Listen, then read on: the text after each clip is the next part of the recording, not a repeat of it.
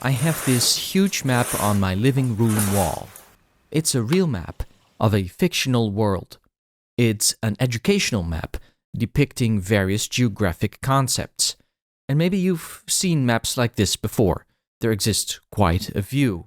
But this map is special in a way, at least to me.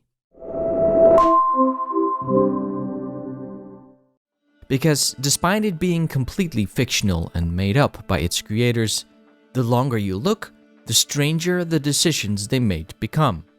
For instance, this goods station's rail yard is just one long yellowish shape. The individual railway lines are gone. Whereas this rail yard has individual lines with cranes. Everywhere you see these patterns. These depict types of tree cover, deciduous and evergreens. But there's also clearly individual trees and little woods painted green. It just seems so inconsistent sometimes. And why does this particular building have a label, and why a different set type? This is clearly a water tower, but apparently a fortress is also labeled a water tower. That seems like a mistake. Or this lake, which is named a dam in Dutch. This should be a stuwmeer instead. And the dam itself is called a weir for some reason, which seems not the right name for what clearly is a hydroelectric dam. Most words have capitals, but a few don't. And what about this highway? It's called an autobahn in Dutch, but that may be a sign of the times. The exit and on-ramps just seem really long. Every time I look at this map, made by human hands, I discover something new, and my mind wanders. It meanders.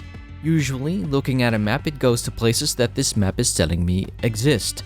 With this map, however, I wonder about why each decision was made. My mind wanders.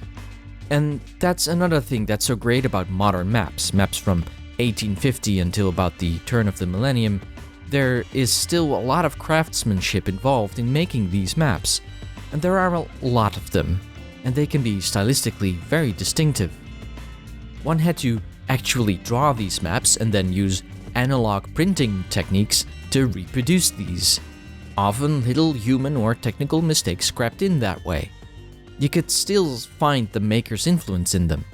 And with this imaginary map, the makers, Stockmann, left behind a fictional world with their fingerprints still all over it. So here's something I discovered while editing this video. I don't usually do this anymore in front of a camera, but here I need to tell you this. Turns out that while editing this video, I started looking for more maps by Stockmann, and it's a German company, which also would explain why some of the labels on my Dutch map are mistranslated. So for instance, the lake is a completely different name in German, but what else exists and blew my mind is that there are more versions of the same world in perspective. These are cool. So basically, Stockmann designed this whole fictional world to explain these geographic concepts and then made a few versions of it. I need to have these, I think, but I don't have any space on my walls anymore. Anyway, I thought I'd share this with you. You can buy maps with my fingerprints all over them, metaphorically. See studiolegenda.com. Designed, produced, and shipped by me, straight to your door, worldwide. If you have any old maps you may want to send to me, check out the About section of my YouTube page for instructions. Thank you for watching.